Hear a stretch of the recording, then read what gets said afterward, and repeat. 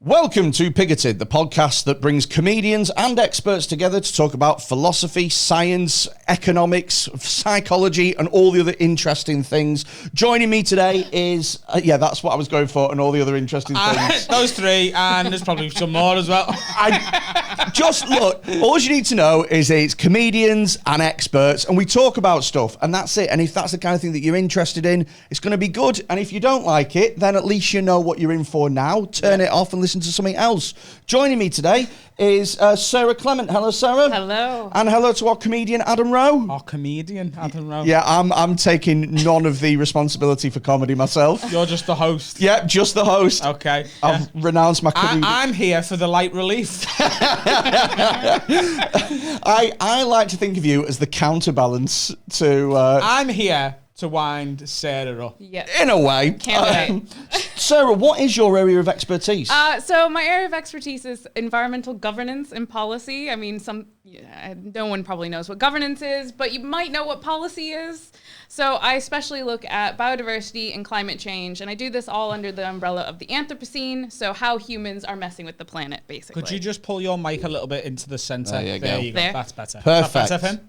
There you go. Should I do it again? No, No, all it's good. fine. We picked it up. It's going to be a bit more consistent. We'll edit around this. Yeah.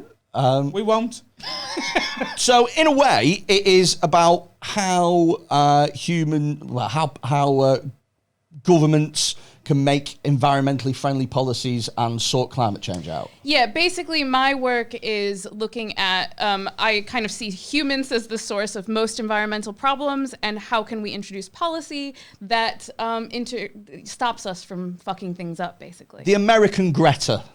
Yes, although I was going to say I'm not as optimistic, but I don't think she is optimistic. I think she's very pessimistic. I think she is very, very pessimistic. Yeah, so I think I used to be optimistic, but I'm a bit old and jaded now. Do you know what? I don't think anyone has ever described Greta Thunberg as being optimistic. No, you're right. Here's Greta with her good news. I know.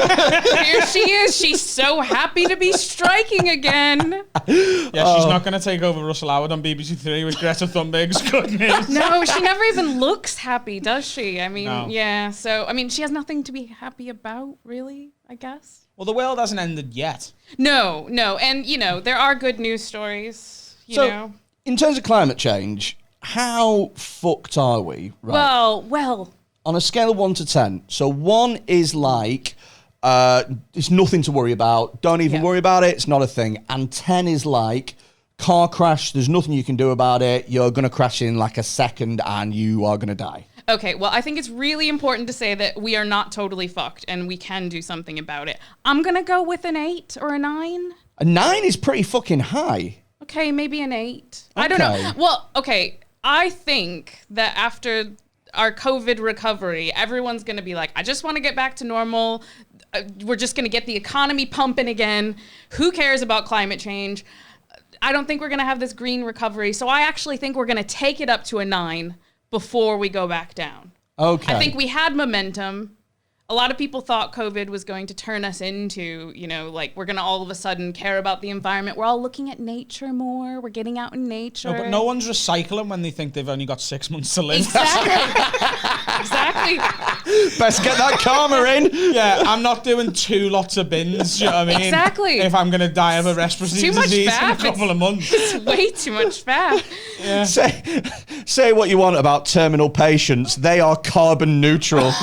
They just use up no energy at all. Well, you know how there are like phases of the pandemic, and I think the first phase was like, look at nature's recovering. We saw a fox in London. Well, there's foxes in London all the time, but there are people saying, oh, look, nature is recovering because we're all just sitting in our houses, but that's long gone. There was dolphins in the River Mersey. Yes. No, but you know what? There are dolphins in the River Mersey. That's not just a COVID thing. You might not have known this, but this is one of the good news stories of our time. I don't believe this for a second. Yes. Mersey was in a terrible state in the 1990s, and then we stopped discharging sewage in it. Okay, sewage still goes in it sometimes when it rains a lot, which is quite often. But and over time, we had salmon return to the River Mersey and dolphins return to the River Mersey. So you're telling me that there are scouse dolphins? There are. Oh my I hope they have a God. different accent. That would be great. dolphins even higher pitched. Yeah. The squeakiest dolphins in the world. Oh, fucking hell. How come, right, so how many dolphins are there then? I don't know. I'm In the sure Mersey that, or in general? No, in the Mersey. I'm sure there's someone that knows exactly how many, because they'll be in like a pod or whatever, won't they? Because I'd imagine that, like, the way that Scousers are as well, they all talk and know each other. Do you know what I mean? It's a tight community. Definitely. You'd know somebody that knew somebody that saw a dolphin in the fucking Mersey. Yeah, but I think what happens is a lot of people confuse the River Mersey with the Albert Dock. Yeah. Do you know what? I was doing that in my head. So some people think the River Mersey, you know, outside the Revolution Bar, that little thing with like 8 boats in. People think that is the River Mersey. I thought it was definitely part of it. Yeah. It is part of it in the same way that like Liverpool 1 bus station is part of Liverpool 1, but there's a lot more Liverpool 1. Do you know what? How gutted would that Make-A-Wish kid be? Listen, we've got you swimming with dolphins. In America? No. Outside of this revolution. Well, look, that is another recovery strategy, another economic, it's a new business. Swimming with dolphins in the River Mersey. All right there, like, fucking go for it there, kids.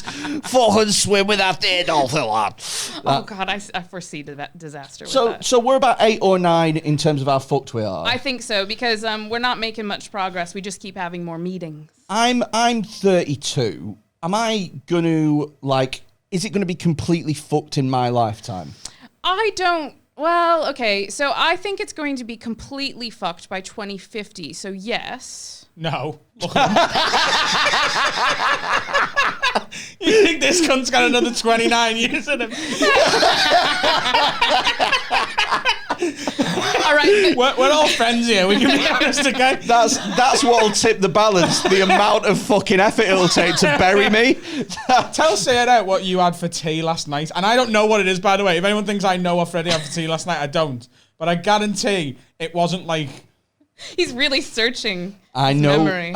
Okay. So, technically, I had 2 teas. So That'll do. So the first tea was a katsu curry. Good. With obviously with the curry thing and with a bit of kimchi. Breadcrumbs on the chicken. Look at that, What, sorry? probiotics. Breadcrumbs on the chicken. Yeah. Breadcrumbs, Yeah. but with rice. Oh. Yeah. And look, he got probiotics in the kimchi. There you go. Kimchi's fucking well nice. Have you ever had kimchi? Delicious. I think so, yeah. Oh, mate, it's so... It's really good. They started doing it at Lidl. I've got 2 big fuck-off jars of it, which brings me to my second tea.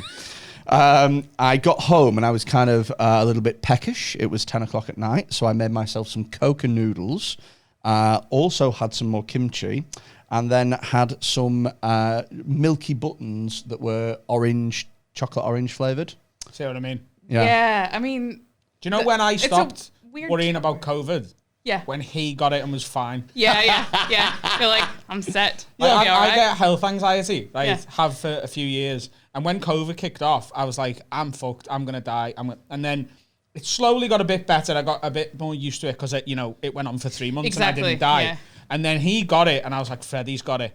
And then 3 or 4 days later, he was like, no, I was fine. Just had a bit of a smoker's cough. And I was like, Yeah. Trump had it. Trump is like one of the most unhealthy men in the world, and he had it, and it was fine. But he gets access to he had the top most doctors. ridiculous medical there's care. there's no way they're sending him to A&E. No, is it? no. They gave him all of the experimental treatments. yeah. Whereas I was just I'm basically, But not the bleach. Why did they not give him the bleach? I'm basically Adam's canary down the mine.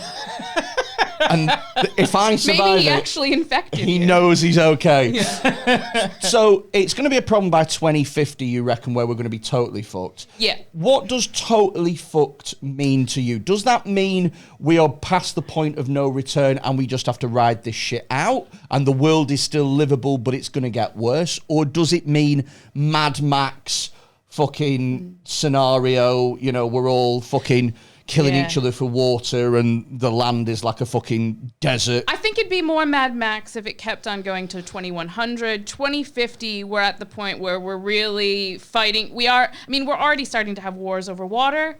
Are we? Yeah, not where we live. Obviously, there's plenty of water. So where's having war over water? There's like places in Africa, like in Somalia and stuff. They're definitely having wars over water. Really? Yeah, Are you definitely. talking about They're not pirate high ships? tech. They're not. Talking about what? Wars over water? Are you talking about pirate ships? No, not wars on water. Wars over water. You mean the war is for water, not This is falls all we on know it? about Somalia, isn't it? Pirates. Yeah, Pretty much. 100%. Yeah. And I understand what I've just said is very offensive, but it's my job to be ignorant. That's my job. I do it for a living, and I do it to a decent degree. No, but I mean, when I teach about water, I do already teach about conflict. And there are already, discussions. I mean, we're already taking water from one place and moving it to other places. We're already doing that. So by 2050, there's a lot of places that won't have. Do you know who Michael Burry is? Michael Burry, no. Do you know who he is? He is... Have you ever watched the film The Big Short? Yes. So he's the guy that owned that massive venture capital thing that shorted the banks and made shit tons of money, right? And his commodity now, the only thing he trades in now is water. That tells you something. It does, doesn't it? Yes. And this is actually where, when you start to look at the way finances are being invested now, there's a lot of people as well that, like a lot of insurance companies are investing in renaturing. Like here in the UK, to solve flooding, they're actually investing in renaturing the uplands because they realize that the only way that you can physically stop a lot of the flooding in downstream communities, like Hebden Bridge that gets flooded all the time, right? The only way you can stop that is by putting more vegetation in the uplands to stop all of the water just running down, because everyone thinks the UK is going to get nicer with climate change. So like, it's going to get warmer. Isn't it going to be great? Yeah. It's not. It's going to get shitter. So it's going to have warmer, wetter winters and only marginally warmer summers. Like, it's really just going to be more consistently shit through the year. So it's going to have warm, wet winters. Warm, wet winters. I'm not about that at all. No. When I think of climate change in the UK, I genuinely think of it's going to be a bit more like Spain. Yeah, exactly. Like 2018 when we had that summer where it was just glorious. It's not going to be like that. I don't like the idea of living in marshland. No, it's going to just be wet. Really? Well, I mean, the southeast will get drier, but the rest of us is going to get. Hang on. Here's my question. Why are people fighting over water if there's about to be more of it? Well, there's about to be more of it here, but this is the thing. I actually prefer the term global weirding, because essentially the world's going to get weirder. But places that are dry already. I can't wait for the news to call it that. That's where the... And tonight we are talking to Sarah from the University of Liverpool about the ongoing global weirding. You see a fully grown man walking down the road in like a latex dog gimp suit. Yeah. It's global weirding. It's just global weirding. Global. Yeah, see, we run into a branding problem again, don't we? Because people will be like, I could go with some weirder. So what other weird shit's going to happen? Well, so, I mean, this is why we get, like, weird weather. You remember when we were having all of the hail and stuff? Last month, we were getting all this, like, weird... It's more stuff like that. It's more freak weather events. Like Jumanji? I haven't seen Jumanji. No. I think I saw it a long time ago. Sarah, I'll help you out. It's not like Jumanji. Want me to explain the plot of Jumanji to you? Was Jumanji the one with, who's in Jumanji? Robin Williams. Robin Williams, yeah. It's been a long time. Or the second one, The Rock. The Rock. Kevin Hart. Yeah. So what happens is... And two others. There's people playing a board game, and the board game comes to life. Yes. Okay, I did see this. There's elephants running through the streets, and giraffes and tigers. There's a jungle. It's not... in a town. It's not There is hail at one point as well, where the hails are like that big. Half a scene. Freddie has relegated an entire movie, right, to half a scene for global warming. Yeah. So you're talking about global warming, yeah. and you said the word hail, yeah, and he went, Hang on. Jumanji. There was 2.5 minutes in Jumanji. It wasn't even that. 30 seconds maximum. went through That's all of my the- reference point. All of the files in your brain, and that's the one that you picked out. First. Yeah. That was first in my Rolodex of references. Yeah, but I mean, that's the thing. When people boil it down to the world getting warmer, it's not just about that. Like, it's lots of weather and patterns will change. And the one that is really freaky is if the Gulf Stream weakens, and we will be totally fucked in the UK. So the Gulf Stream is that big stream of air that brings cold air from cold places. Yeah.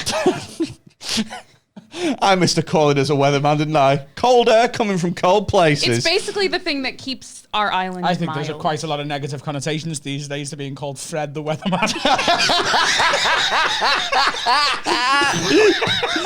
You are laughing at that. You don't understand that reference, do you? No. There was a weatherman from the northwest of England called Fred, and he was the nation's sweetheart until he was convicted of paedophilia. Oh. Yeah, I wouldn't call him the nation's sweetheart. I wouldn't go that far for Fred the Weatherman. Fred the Weatherman, Princess Diana, one and the same for a long time.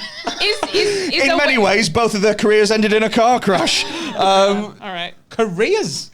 Yeah, let's go with careers. Okay. Yeah, I think being a princess is a career. Is it? Yeah. Okay. Cool. Unless you're Meghan Markle. Yeah. Go on. So yeah, the jet stream that keeps our island mild. If that weakens, then you know how the UK. Did you learn this in school? The UK is much warmer than it should be at its latitude. No. Yeah. Yeah. See, Did you learn that? Yeah. No, Year you- 9, I think we did that. Yeah. No. Did we learn that? Do you know what I learned? This is geography, innit? At a base level. This is geography. Do you know what I learned in geography? There's sedentary rocks. There's the other one. Oh yeah, the rocks. And Good. oxbow lakes exist. And that's all I pretty much remember. I learn, Oxbow lakes, when I think GCSE geography, the one word that springs to mind for me, erosion. Okay. I remember doing. That's when rivers get wider, isn't it? I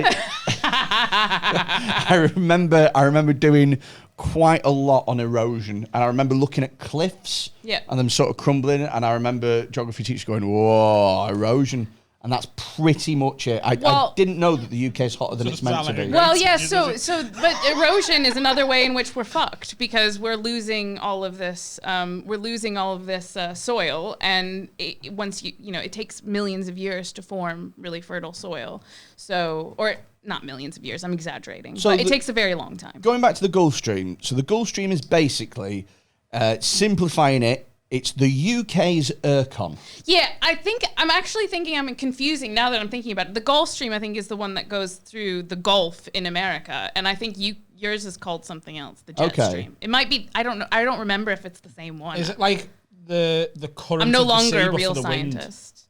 It's the current. It's the kind of currents that run through the warm water that goes through and up. And if we lose that, we're super fucked. Yeah, it'll be really cold because we're actually so I grew up in Michigan, which people always think, ooh, Michigan's cold. You probably don't know anything about Michigan, but Michigan. Big fuck off lake. Yes, several lakes. 5th biggest lake in the world, Lake Michigan. Well, it's the largest source of fresh water in the world. So those wars, it's going to be the epicenter of those wars. You're going to get Somalians coming to Michigan.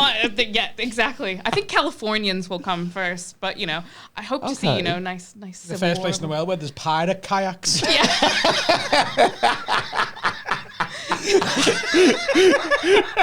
Well, they're doing a Duke of Edinburgh award. It's a really slow build up as you're watching them come towards you. Imagine watching Pirates of the Caribbean on kayaks. That'd be the fucking best film. Oh my god. So I mean, we're like 52 degrees north, so we're at, I don't know, somewhere in Canada, like somewhere more northerly in Canada, but we're not nearly as cold. Okay. So that is one of the things that's changing. And so far, most of the carbon dioxide that's been released by humans has been absorbed by the oceans. And so at some point, we expect that the ocean will reach a tipping point and no longer be able to take most of the flack, basically. Basically, it's taking most of the burden now. And at some point, the ocean won't be able to absorb anymore. And that's when things could just tip over into something really bad. How quick would the tip over be? Well, we don't know exactly, but it could be very rapid. When there's all these historical events where, say, there were volcanic eruptions and stuff, and then we had these weird weather patterns.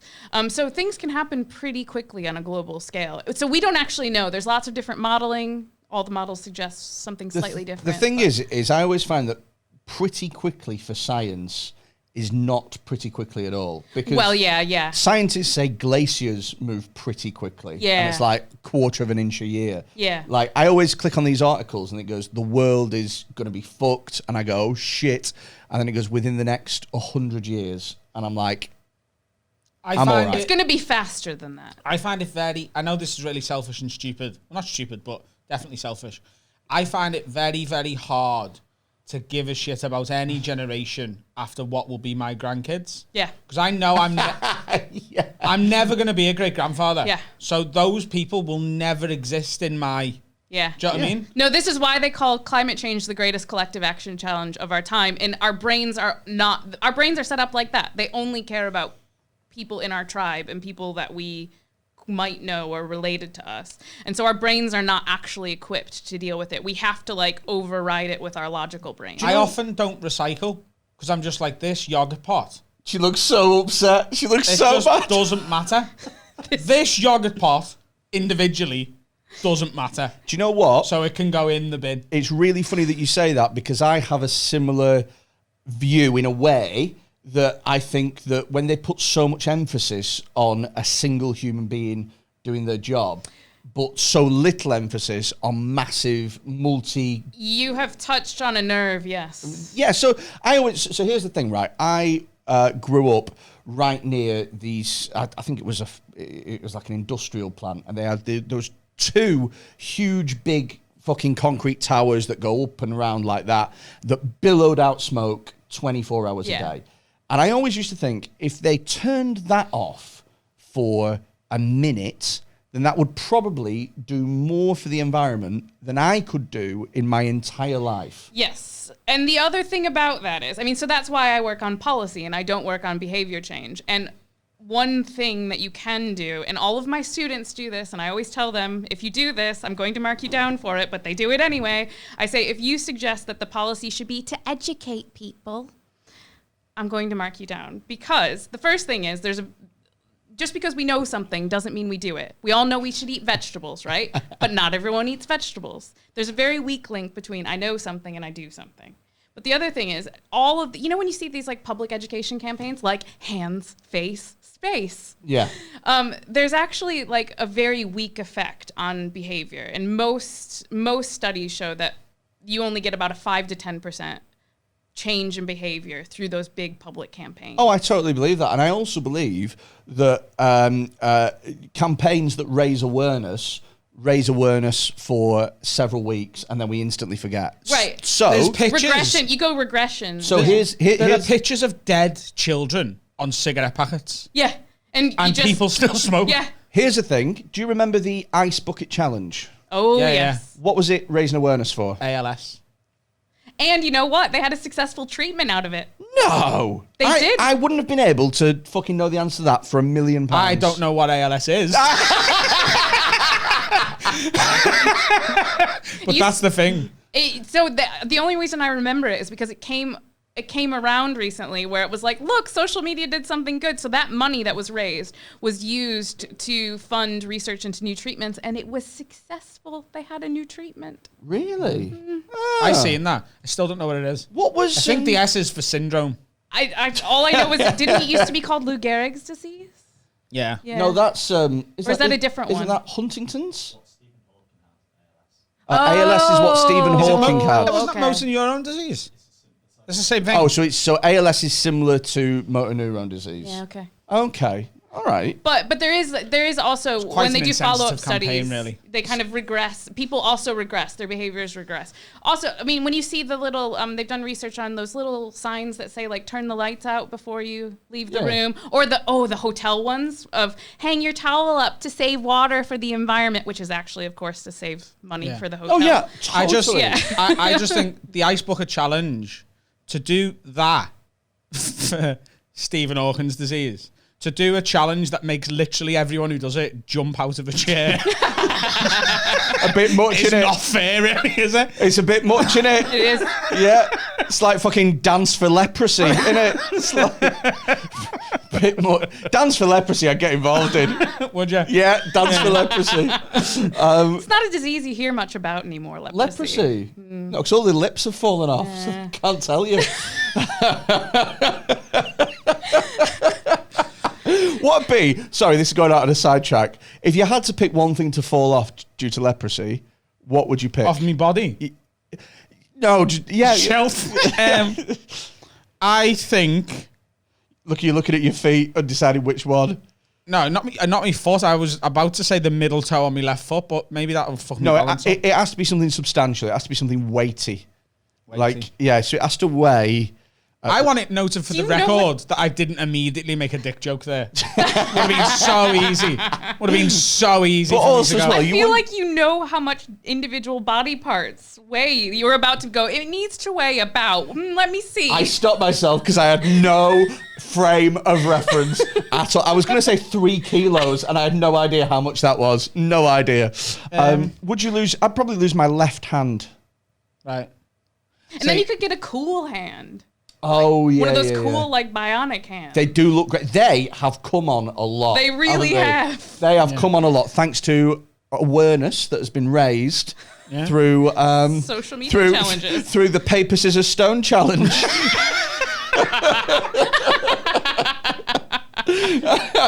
Oh, rock again.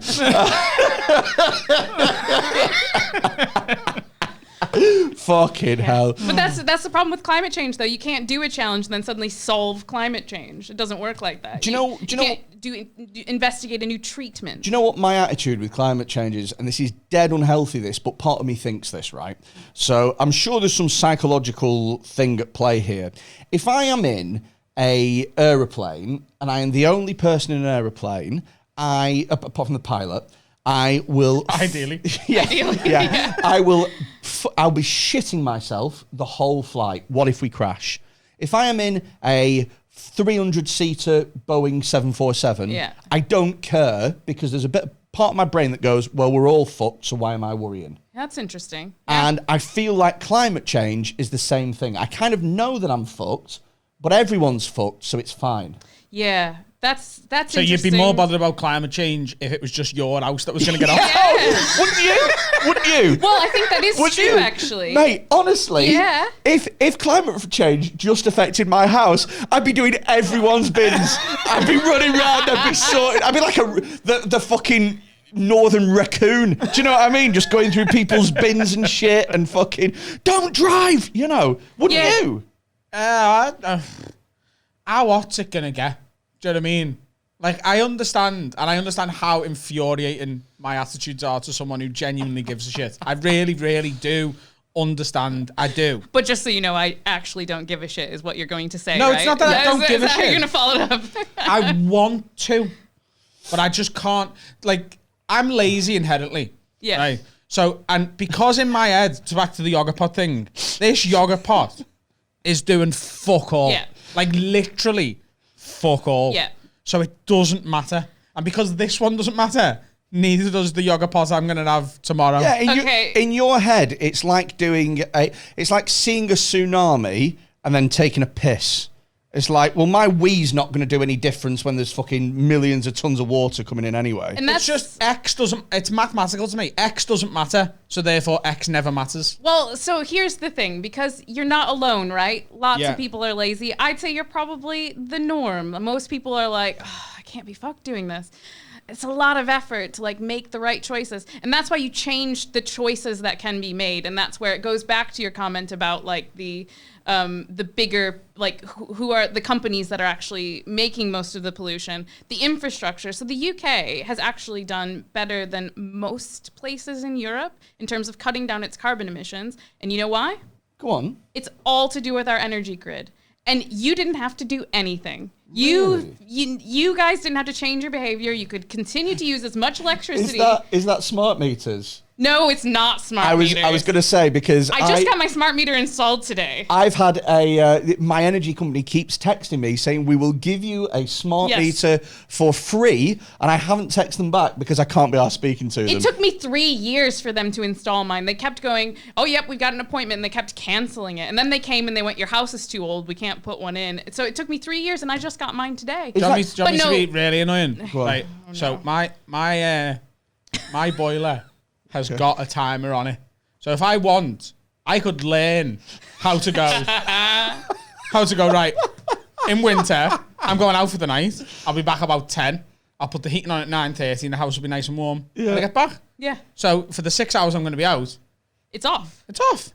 I could learn how to do that. Yeah. Or I could do what I actually do, which is turn it on at 3 o'clock and have a nice hot house all day with no one in. And it'll be so easy as well. That's the annoying thing. Like, there's a timer on it. I just don't know how to do this. Like, a Google search would probably, like, say, you fucking idiot, it's this. It's very, very easy, actually. 2 minutes, I reckon that'd take. Yeah, it really would take 2 minutes. 2 minutes. But this is why it's a good example. Like, we have transformed our energy system without most British people knowing.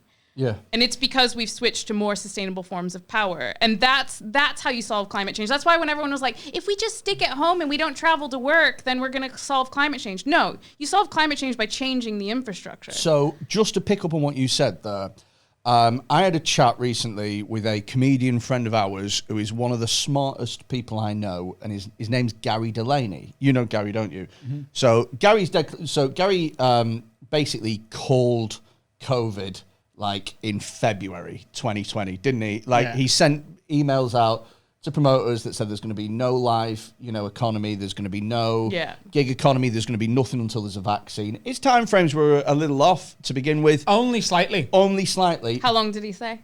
So he said that he was hopeful of gigging again by the end of 2020, but then he revised it and said midway through 2021, so he's he's really close. Because I said 2 years, and I was a little bit. But grim. he was calling this at. Greta Thunberg thought it'd be 3 weeks. Optimistic.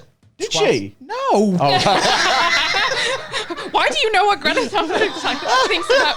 Do you know what? COVID. She's been quiet throughout this, hasn't she? She's been suspiciously quiet. Leprosy, lost her lips. She had lots. How dare you?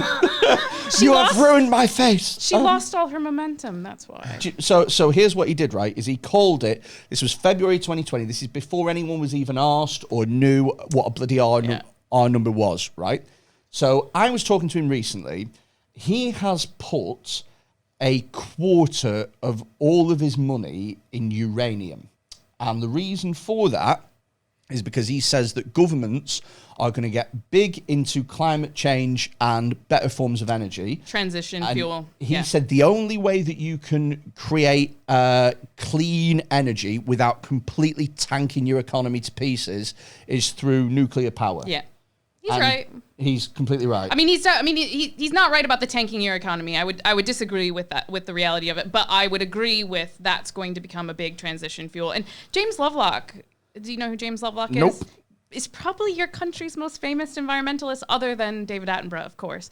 But James Lovelock, he invented the Gaia theory. He's an ecologist, and he's been writing Gaia about the this. spirit of the earth thing, and it sort of heals itself? No, that's how hippies take it. He actually wrote about how the earth is like, it operates as a system, which is actually scientifically based, but hippies take it, and they're like, Mother Gaia, she's healing. And I thought Gaia was the thing they put in Boost bars.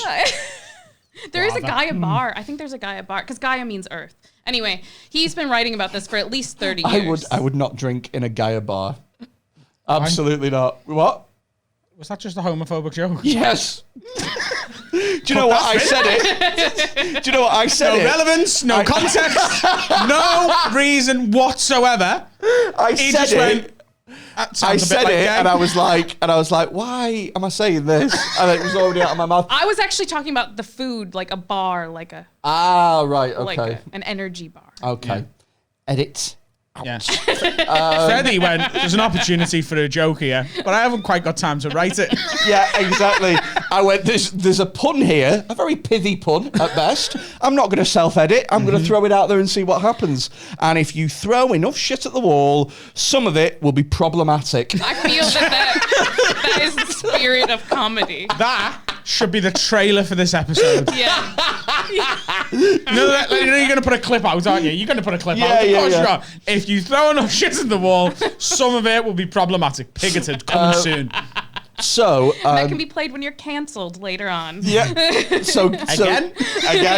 So Gaia is a theory that James James Lovelock. James Lovelock. Again, I've never heard of him. Yeah. I mean, it's really it sounds more hippy dippy than it is when it's actually kind of it makes sense, and that the Earth has a number of systems and they kind of all work together, and that when you throw one system out of kilter, then it has knock-on effects. And then you get into the chaos theory thing of if a butterfly flaps its wings, there's always been obsessed with that theory. Yeah, but like it is a real thing. It's just that hippies always take it to be more like Mother Nature's sensitive. And the fact is, the Earth will outlive us all. It's more robust than humans. Well, I was going to say because they do say Mother Nature, like that's the narrative that people like to peddle. Yeah. This idea that if you throw one can of Coke on the ground, then trees will cease to exist or something like that.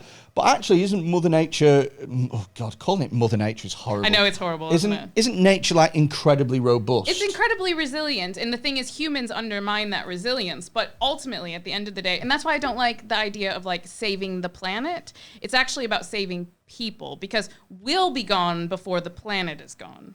Yeah. Oh yeah. It'll boot us off. It'll be like, look, I've had enough. Here's my thing. Right. Here's another thing. I keep saying here's my thing, and I've had 8 things. Right. So, I think humans, and this is sort of observed and self-anecdotal, do their best work, might be the wrong word, but they get shit done when they need to. Yeah. Do you know what I mean? So, like, we sorted that COVID vaccine pretty quickly. Yeah. Because COVID was about to kill everyone. Yeah. Right? And, like, when I've got, for example, a tour coming up, and I've got 20 minutes of material 2 months before it, and I've spent 8 months writing that 20 minutes. Yeah. I'll have an hour by the time the tour kicks off. Yeah. Because in that next 2 months, I'll do the other 40 minutes because I need to do it. So why don't we just wait and just keep not recycling, and then just before everything's about to explode, people will probably go, oh, here's the problem solved. Because you can't like correct it that quickly. That's the problem. So when scientists talk about like time, as you said, it's over a long period of time. So it does actually take a long period of time unless we create some sort of, I don't know, enormous vacuum to just vacuum out all of the carbon from the atmosphere. But someone will do that. No, they won't. We've been talking about this for, again, decades. Like people think climate change they haven't done it because like they don't need to do it yet. That's my Do we not need to do it though? I mean, we think that we don't need to do it because we live in the UK, but there are like islands underwater right now, like it, and they're on the government's green list. That's exactly it. That's exactly. You can travel to the former island of. I loved it when they were like, guys, Australia. You can go to Australia. I loved it when the government was like, guys, we have put Afghanistan on the red list. Yeah, it's like. So if you were thinking about holidaying in Afghanistan, unfortunately, you're going to have to quarantine if you come back. You know what I mean? Yeah, they put Australia and New Zealand on the green list when you're not allowed to go unless you're a citizen. That's why it's on the green list, though. Yeah. Do you know what? Talking about what you said, though, about like, let's leave it to the last minute and stuff. Yeah. I read something that there is a thought about climate change. You'll be able to tell me definitely whether or not there is some merit to it or it is bollocks. And I'm guessing the latter.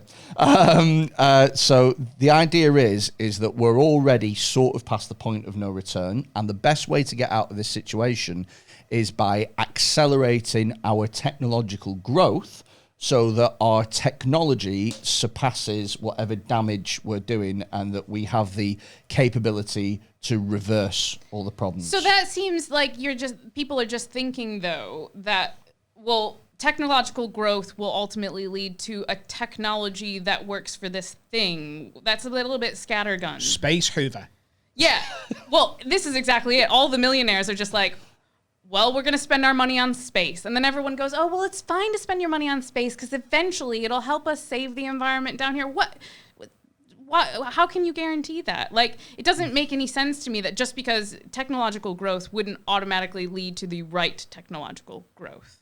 But is it also right to say that putting in changes and reverting, like making all the changes that we need to make, would that also not guarantee like saving the environment in the way that we need to save it? If we actually made the changes that we needed to make, there are plenty of scenarios where we could turn this ship around, basically. So what changes? So I think a lot of this is what you've just said is the definition of like why we're in the Anthropocene. It's pure hubris. It's like, well, people can control the entire Earth system. People are talking about putting umbrellas in space, basically, to shield us from the sun. Well, and like that's gonna work out well. Millions of Mary Poppins. Yeah. Okay. They've been talking about spraying sulfur particles to mimic like we're having a volcanic eruption because we just think, well, we could fuck with the entire Earth atmosphere without too bad of consequences, right? It does seem like the beginning of every zombie film I've ever watched. I mean, this is the thing. When you hear this, you're like, have you watched any films? Come on. So you can't say, have you watched any films as if they're documentaries. yeah. Like, no one's ever put an umbrella in space. So why don't we just see? Why don't we just try and see if it fucks the entire world? Oh, but what if it fixes it? a single umbrella. A man who takes a chance. I like the idea of sort of shooting the person in space who then releases the umbrella. Yeah. Put a big umbrella on the front of a spaceship, but keep it closed till you get out there. Because obviously it's bad luck to open it when it's... Get it up there. Right in the way of the sun. Everyone's got a bit of shade. But we always think about science as though it's like this like pure objective thing. We actually don't know what will happen if we do this. Do you know what, though, is I always think if we put a giant fuck off umbrella on top of the world, what would aliens think of us? Do you know what I mean? How ridiculous would that planet look to other life forms? Well, I'll tell you what. About the image. What about, what will people think of Earth? But what if the other aliens are struggling like we are in the exact same way, and they're like, how are we going to do it? And then they come and see our umbrella. And then Great idea. They just turn. They were coming for us to help them, and they just turn around. And they're like, giant umbrella. Of course. Of course. Why didn't we think it'd be a giant umbrella? So, apart, like giant umbrellas aside, what can we do to fix it? So, what are the changes that need to be made? Well, the transformation of the energy system is a big one, and I think that one we can do. Technologically, that's where technology can come in. We are getting so much better with renewables. They are no longer so expensive. I think over time they are going to become, and I do think that nuclear is a great transition. There's the waste issue, but there's very little waste that actually comes out of nuclear. It's a very small amount of waste. It's just the storage that's a bit of a problem. So that's a big thing. There's an obsession with planting trees, and really, I mean, if we not just planted trees, because it's not just about forests, if we restored a lot of landscapes, that would make a massive difference, but we have to do it on enormous scales. So every country has to do it on enormous scales? Well, I mean, we can't really do it on an enormous scale, can we? We don't have enormous scales. Because what I would... There's enormous scales at my house. Fat joke. But that's me getting one in on myself before he... Yeah. Because it hurts less. Here's my question. Right, another one. Right, another one. Here's my thing. What can I do that will actually... make a difference? Fix your fucking boiler, you prick. Yeah. No, but that won't make a difference. It will. I would say, you can't buy your way to a better world. So I would say instead, what you should do is to consume less stuff. Right. That's not a sexy thing, isn't it? You can't go out there and be like, hey, you know what you need to do? It's not, you don't buy this sustainable thing. You stop buying so much stuff. But don't companies, haven't they already prepared for that with planned obsolescence? Well, yes. I mean, that gets into... I mean, that's particular types of stuff that have planned obsolescence. So hang on. Is it the buying the stuff that's the problem or the throwing it away? Well, a bit of both. The more stuff you buy and the more you can kind of like every time you have to like upgrade to something new, then you're throwing more stuff away. My dad is the most environmentally friendly person in the world. Oh, no, that's exactly it. No, He's got 7 Hoovers. This is so true. So when I was studying environmental science, my lecturers actually assigned us the task of speaking to our grandparents about who had lived through the Great Depression, to talk to them, because they were like, I guarantee you, your grandparents are the most sustainable people that you know. And you know, you got your grandparents that have like a little drawer full of aluminium foil that they perfectly fold and reuse again. Like that is sustainable. Like a lot of this stuff, and the reason that, you know, the change has accelerated so much since the 1950s is that we've changed the way that we've lived. So as an individual, that's the least sexy but helpful thing. I would say though, again, going back, do you know what planned obsolescence is? It's where certain products are essentially engineered in a way that they will not last. So iPhones. Yeah, a great when your example. Battery stops working. I do this all the fucking time. You get your phone, and let's say your contract is 2 years. Yeah. 18 months in, you kind of know that your contract is coming up soon, and you go, do you know what? I actually think I'll keep this one. I don't think I'll upgrade. It's doing me fine, this. Yeah. And it's like your phone hears that. And then overnight, the next day, your phone goes, ta-da, I'm now a piece of shit. Yeah. And you spend the last 6 months charging it every hour, fucking can't get signal, fucking trying to load something up and it takes forever. That's what planned obsolescence is. The phones are designed to break so that you'll buy another one, basically. And it is true that like older, you know, when you kind of do they used to make things better back in the day, and they kind of did. They lasted longer. Like things did last longer. So the planned obsolescence is a thing, absolutely. So there's still like all of this is we're never going to solve it just by us in this room doing stuff differently. Like it does have to come from the companies. I heard somewhere. See, what I've just heard there is Yeah. I can't do anything. I told you what you can do. And I've given you, it's a lazy person solution that I've given you. Stop buying, don't buy as much shit when you think, oh, I need to buy a new television. Just be too lazy to go buy the new television. But what will I do then? What am I going to... So here's the thing. I haven't got like spare televisions. I'm not buying... I'm not like an abundance of television. What literally above his head is he This is saying? for your show. I bought them for you. I've got 2 televisions. I've got one in the living room, one in the bedroom. Right, I will buy another one when one of them ceases to be a television. Why do you need 2 televisions? Because I watch them in 2 rooms. So do you know what you've done, I think, here is you've framed it to Adam the wrong way, because you've told I love him, a reframing. Please so reframe. You've told him to buy less stuff. Yeah. And he's heard that, and I know Adam, and I know that he's gone, fuck you, I'll do what I want, in his head, right? So here's how what I've actually done is gone, so I can't buy any stuff. Exactly. Yeah, exactly. So, just take it to the so extreme. what I would have said is buy better stuff. So it lasts longer. Totally. Yes. So instead of That just is buying, good advice. That's instead very of good just advice. buying 2 TVs, buy one really big telly that you'll just want to watch because it's fucking great and does everything. Right. Buy a TV that's so good you won't want to replace it because it's so ahead of the game. And it'll last ages. And the same would go for clothes, right? Like if you buy fewer but nicer clothes that don't fall apart after you've washed them 10 times. Yeah. Oh, yeah. But the thing is, though, is like spending that. Like I don't spend Putting that out. The output is the outlay of money is a lot. So here's the thing. It's a privilege. Here's the thing as well, is I found, I did a little bit of research before this, and I found that the worst thing that you can do for the environment is to have a kid. Yeah. So. That's why I don't have kids. Really? Is that the reason? Yeah. One of the reasons. Genuinely? It's not the only reason, but yeah.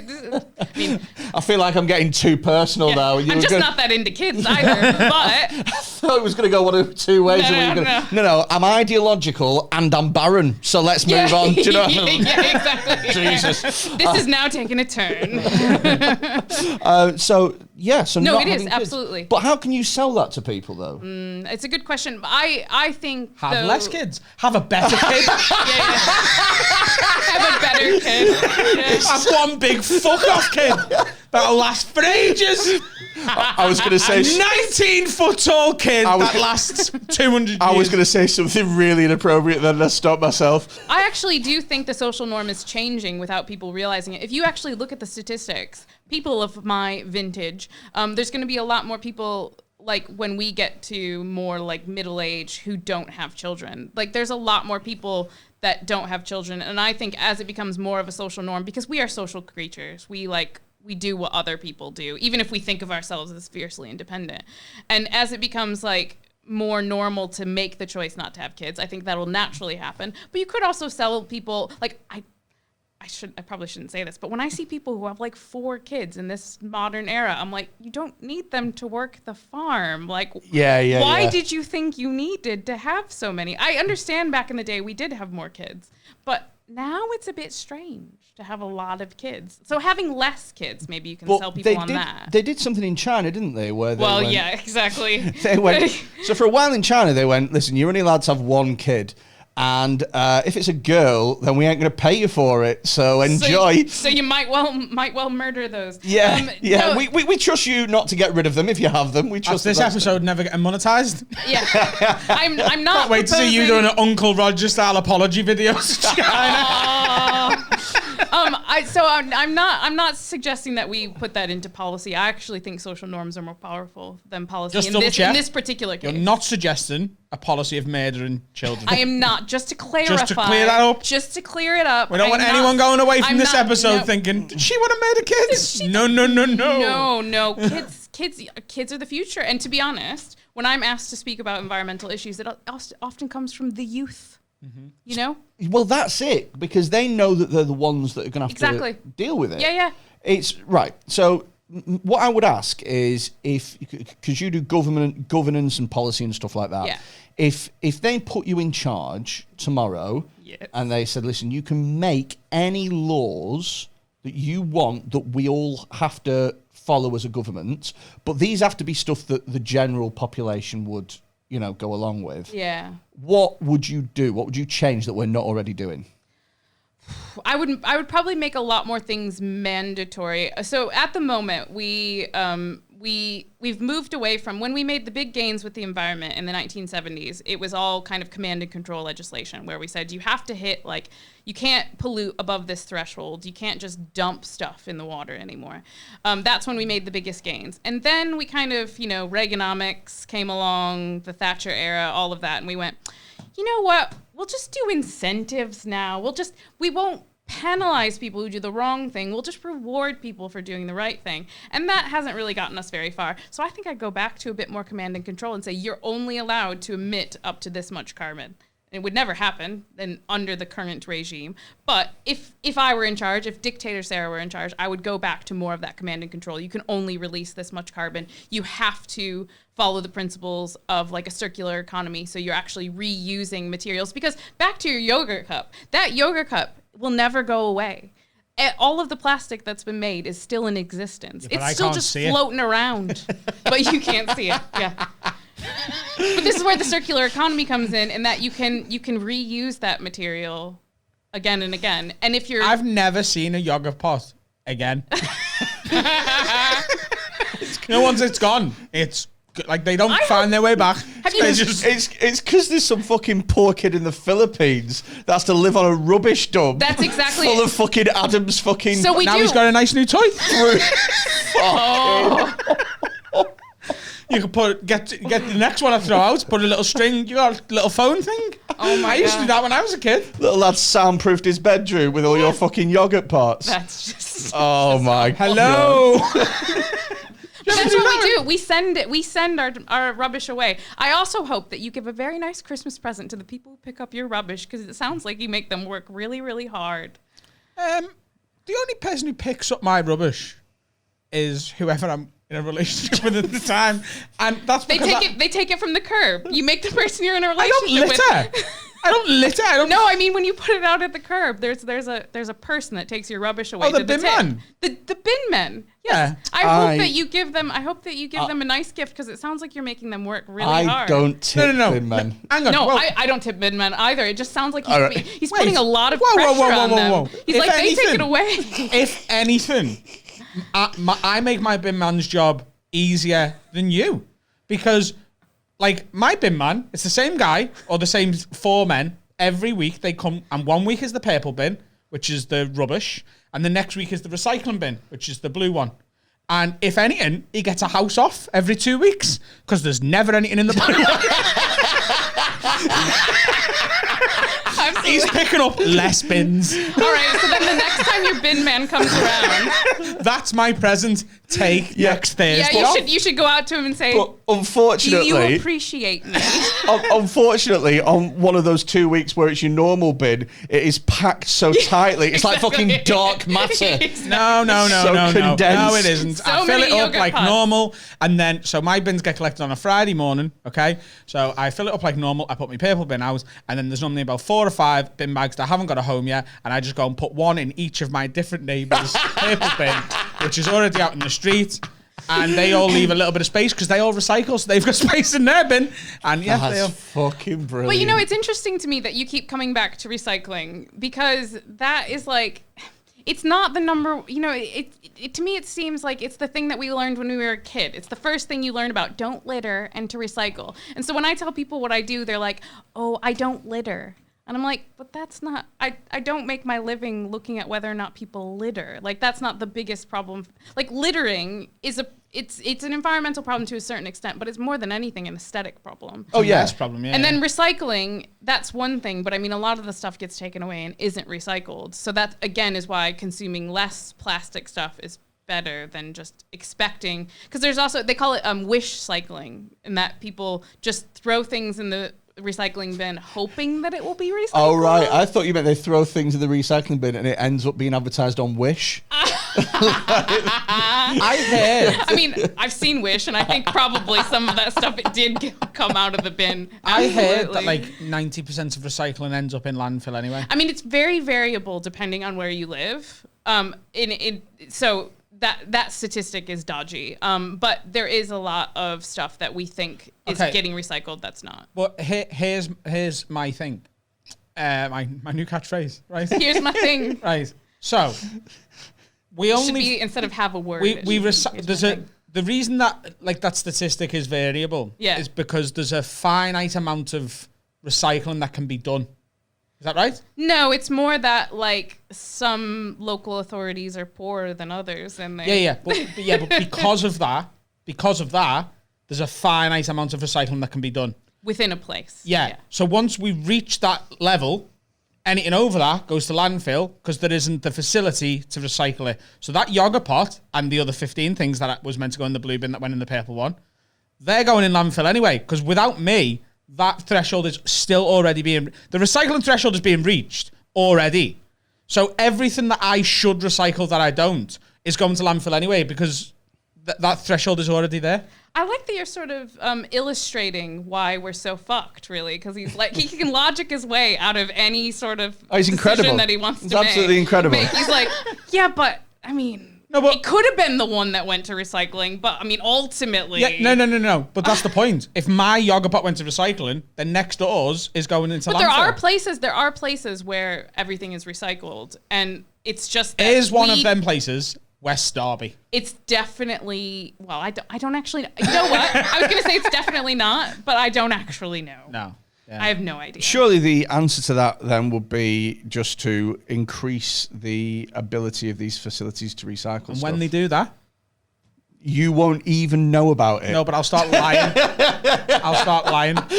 Don't you? I'll start for a telling minute, people I recycle. Don't you pretend like you got a Google alert on your phone for recycling plant West Derby? No, but like the point stands, doesn't it? Like there's a finite limit being reached, so everything over that it doesn't matter anyway. But I think that's the wrong way to look at it because it's not. It absolutely there is not, and it's also not. It's also like a movable thing as well because some of this depends on markets. Like there comes time when it's like there's too much glass in the world, and so for a while they might not be recycling all of the glass. But then when the price for it goes up, then they're going to recycle more glass. So it's also variable. You can't. It's not like you can know how much of it's going to be recycled. Do you know what my thing with the like my view as an adult of like climate change and the environment has been? So I am I'm various shades of libertarian as a person, and so I kind of like. You don't like my command and control idea, then? Well, it's interesting that you say that.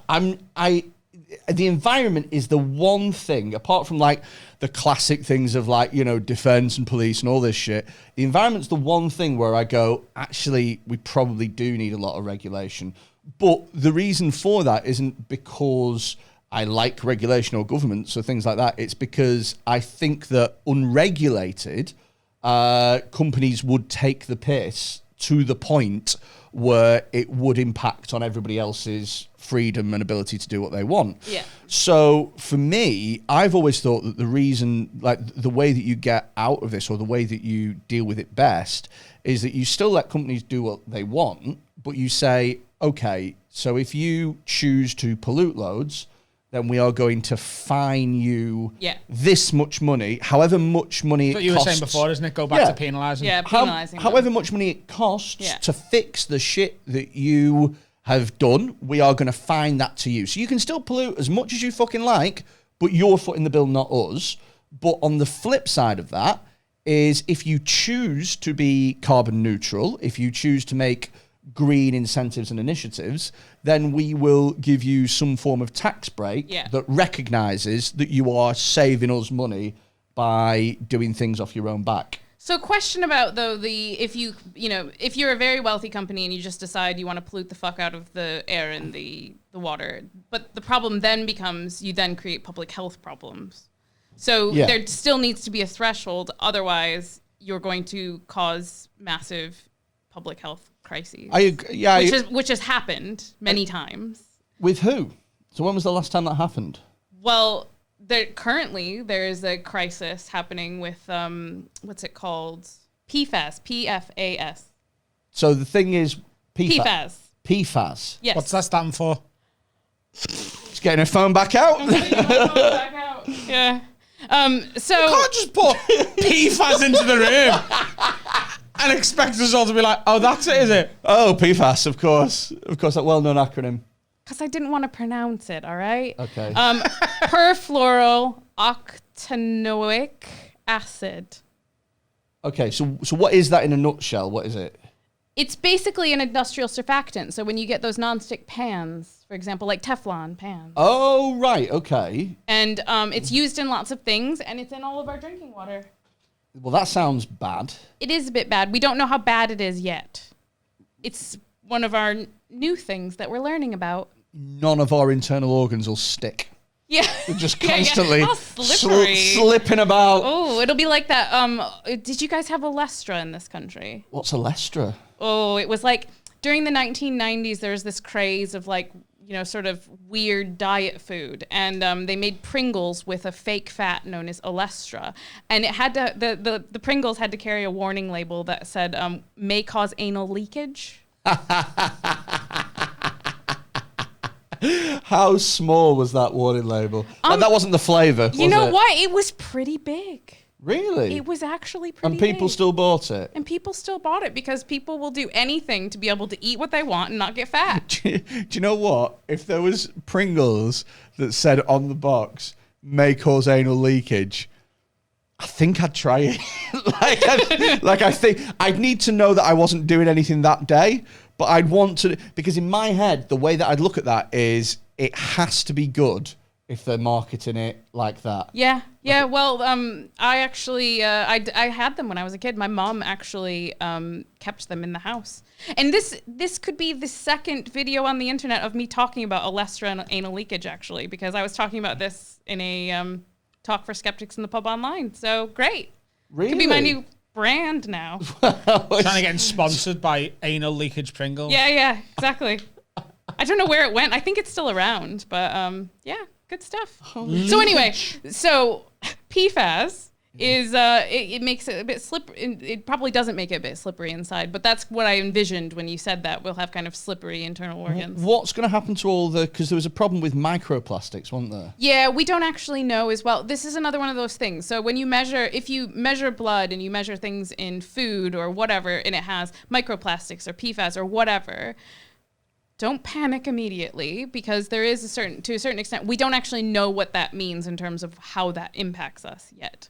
So it's still an unknown as to what extent it's going to impact us. It doesn't sound good, does anyone think it's going to be a positive? It's definitely not going to be a positive. Like, it's not going to be up there with fruits and vegetables, is it? No, like, but I mean, you got to make sure that you get your 5 fucking PFAS a day. Yeah, but I mean, we're exposed to a lot of stuff every day. You know, there's just a big thing about benzene in sunscreens, and we're exposed to benzene every day just by walking outside.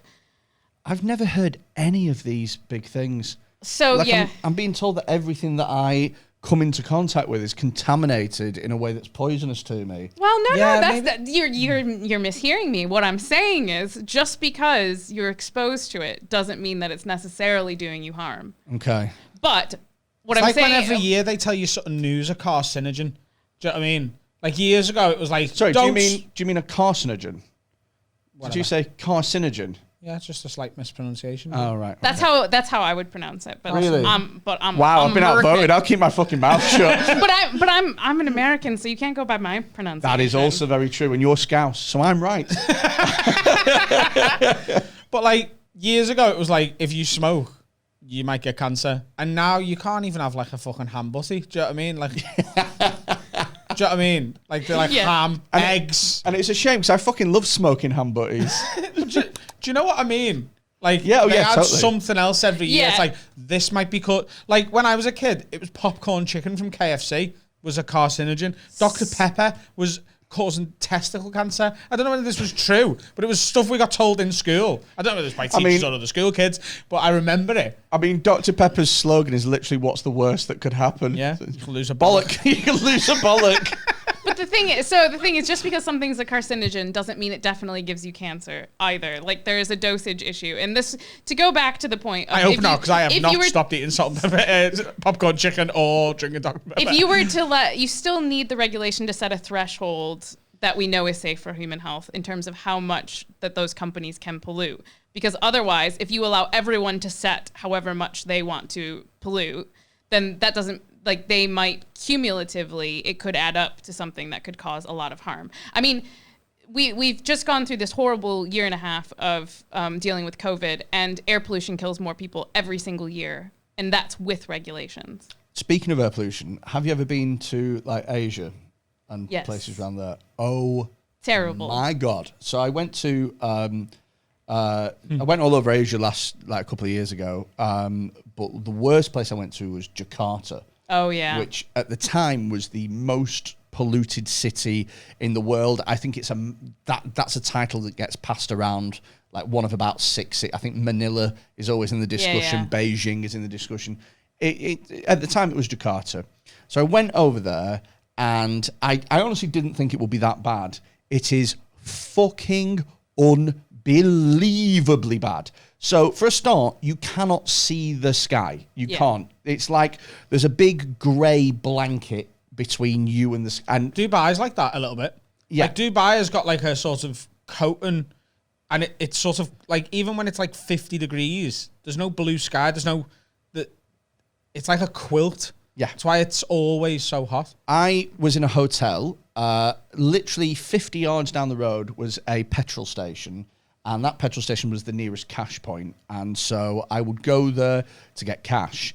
And I would walk out of the hotel. I would walk to the petrol station. I would come back into the hotel, literally out there for 10 minutes, no more than 100 yards. And when I came back in, I would be gasping for air because I'm dead fat. Because that, again, I was about to take that one. Exactly. I saw it, and I got it in first. But because when you're breathing in, it's like you're at high altitude. Yeah. It's like you feel like you're getting about 20% of the oxygen that you should. It's fucking insane. And so it's horrible. But then think about the fact that in Liverpool, we have very bad air quality. They removed most of the air quality sensors with budget cuts, and then we only have one in Speak. So we were kind of missing a lot of the air quality problems. And so there's still, even as good as things are, like, you don't feel that in Liverpool, do you? You don't like walk outside and go, oh, it feels so polluted. But it's polluted enough that lots of people die prematurely in Liverpool because of poor air quality. So that's the point where, like, you have to still have a threshold, I think. because Jakarta, lots of places are good examples of what happens when you don't have appropriate regulation because they will just pollute. Are you pro like those fucking, like they have in London where they have like fucking ultra low emission zones and shit and you have to pay more money to go into the centre? Yeah, they can work. They can definitely work. But I don't know. I mean, I don't think they're necessarily the ultimate solution. Do you know what I heard? And this is probably going off on one again. I heard that Amazon have the technology to have drones make all your deliveries. Yeah, well, didn't they trial that in some places? Well, this is the reason that they don't do it is because even though they have the technology, even though they could make it work perfectly, the problem that they have and they don't know how to fix is they don't know how to stop dickheads throwing rocks at drones and taking stuff. People definitely would do that. They don't know how to stop that problem. Yeah. So I think that's part of it with like, because that would be a huge climate change win, wouldn't it? Yeah. To have drones and shit, because they must pollute way less than cars and stuff. Yeah, and they would logistically be able to deliver things probably much more efficiently, I would think. Yeah, because it'd be as the crow flies rather than trying to follow the latest diversion and roadworks. although then we get a very complicated, if you think about how much shit people buy on Amazon, that seems like a very complicated sky. There's just drones. It seems post-apocalyptic or something. The world would just buzz constantly, wouldn't it? You'd open your fucking window to let a bit of fresh air in. Oh, fuck this shit. Yeah. Yeah, can you imagine living in central London around that? No. I don't like that. I'd rather just choke on the air. Didn't see that. I mean, but air quality has gotten a lot better. Like, this is another like good news story in that air quality used to be absolutely terrible. You think about the great smogs that we had in the UK, and now it's much, much better. But there's still problems, and if you don't have some regulations on it, then you will have poor air quality, and then you create public health problems. And then you create additional burden on the NHS and all sorts of, knock-on effects. So to conclude, we are 8 or 9 out of 10 fucked, but when it comes to climate change, but we still have enough time. Yes. To change it round. Absolutely. I don't agree with this sort of idea that you just get into this sort of fatalistic that, well, we've gone so far, we can't do anything, because we absolutely can do. And that old idea that you can't do it without totally fucking the economy is also stupid. Do you think that people could boycott companies that don't make enough of a stride towards climate? Does that work?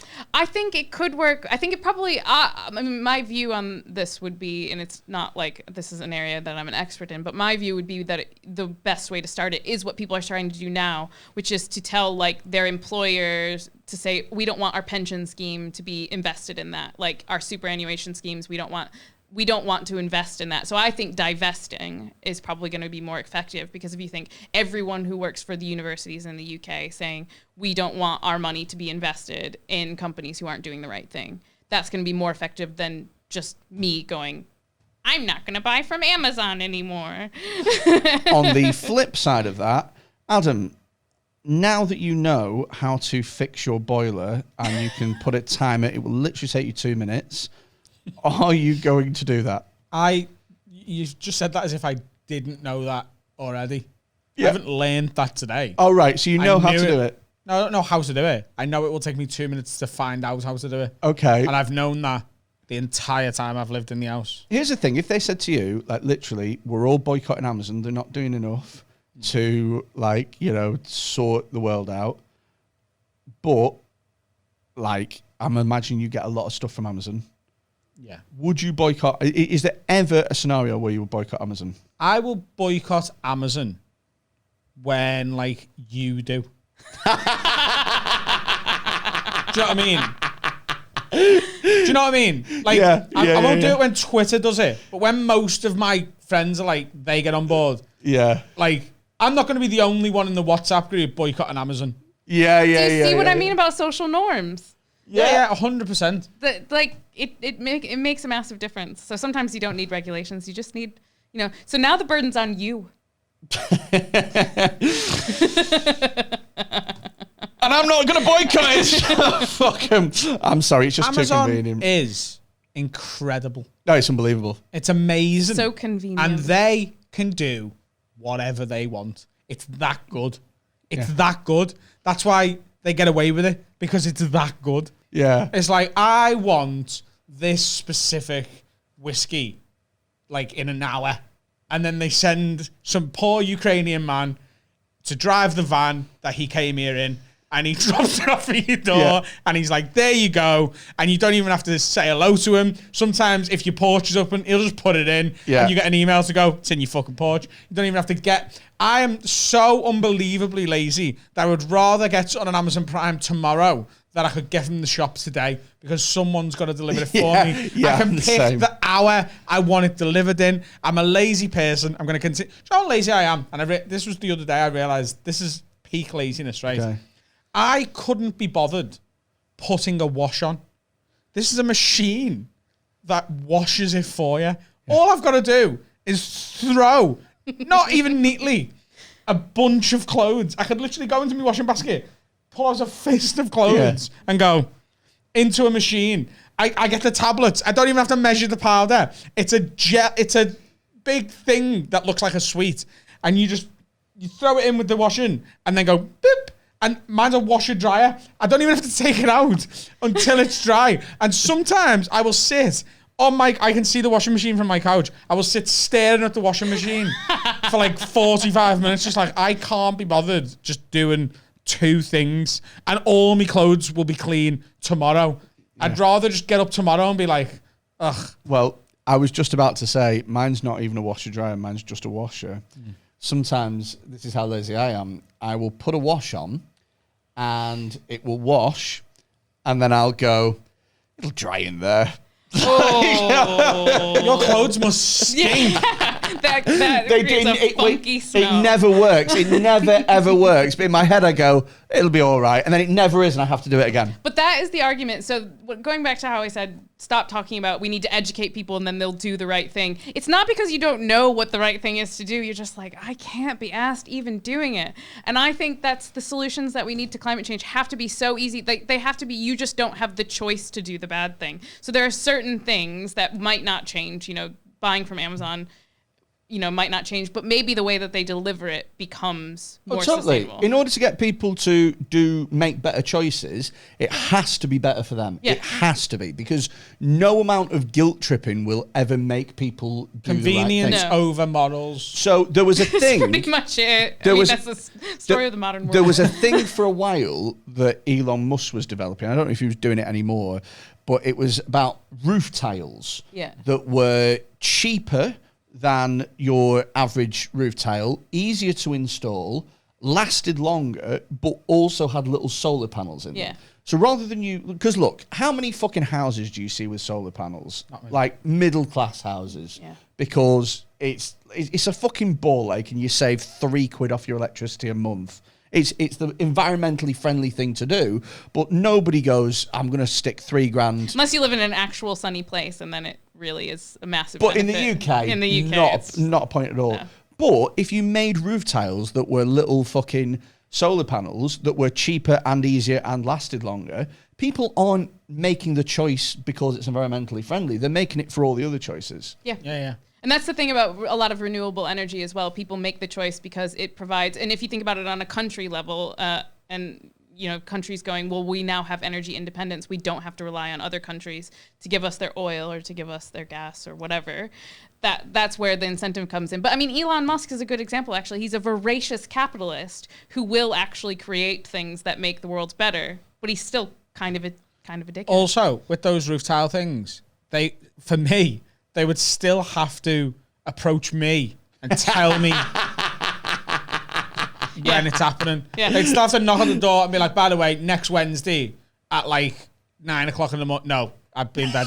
No, next Wednesday, 2 in the afternoon, get up, have a coffee, scroll Twitter for a bit. Then at 2 in the afternoon, we're going to send a few men on your roof. They're going to take all the tiles off, put these new ones on. The better for everyone. They'd have to do that. If they literally posted something through the door that said, ring this number to save the planet and have free electricity, it would just go in the bin. I love the idea that they come round to your house and they say, literally, we have got, it's so cheap and it's going to be so much better for you. And you're like, I'm in, what time? 9 a.m. No, that's the killer for me. I'm not getting, no, but sir, you don't understand. You just have to let us into your property and then you can go back to bed. Will you be making any noise? We might make a little bit of noise on your roof. Nah, you can fuck off. No, like if they went, look, we're going to do it at 9 o'clock in the morning, I'd have to be like, look, that's fine, but just get on with it. Like, get a ladder and get up there. You don't need to be in my house, do you? No, well, that's fine then. I'm just going to say that maybe you're not the first target audience for a lot of these things. Maybe what we do is we wait until all of your friends do it, and then you're finally like, months and months later, maybe years later, you're like, yeah, fine, I'll do it. All right. You know, maybe you're not the first target market. Yeah. Well, I think that brings us to about the end. If you have enjoyed it, please, by all means, feel free to subscribe on whatever platform it is that you are listening to, and you'll get free weekly episodes. Or watching. People are watching as well. Or watch it on YouTube. You can watch it because it's being Subscribe recorded. and ring the bell for and Freddie. If you really want to do us a huge favour, then you can subscribe to our Patreon. There's going to be a link in the comments if you're reading this on YouTube. If you're watching this on YouTube. Like, obviously, we're recording this before episode 1's gone out. Yeah. Have you set the Patreon up yet? No. So you can't even tell them that it's like patreon.com/pigotedpod. I'm going to go ahead and say it's patreon.com/pigoted. I'm going to nail my fucking colours to the mast on this one. Pigoted. I don't reckon Pigoted is taken. No, I don't think it is. It's patreon.com/pigoted. I'll watch. If it's like a fucking Patreon for a pig sanctuary now, I'm going to be fucking furious. And somebody like, people really want to support our pigs. That's my fucking money, you pricks. Feel free to sign up to Patreon, patreon.com/pigoted. You will get yourself Pigoted Extra, which is an extra episode with us three. You will get yourself early release content, and you will get yourself loads of other goodies as well. It's well worth checking out from the paltry price of just £3 a month. Before we go, have you got anything you want to plug, Adam? I do my own podcast in this building with another comedian called Dan Nightingale called Have a Word Pod.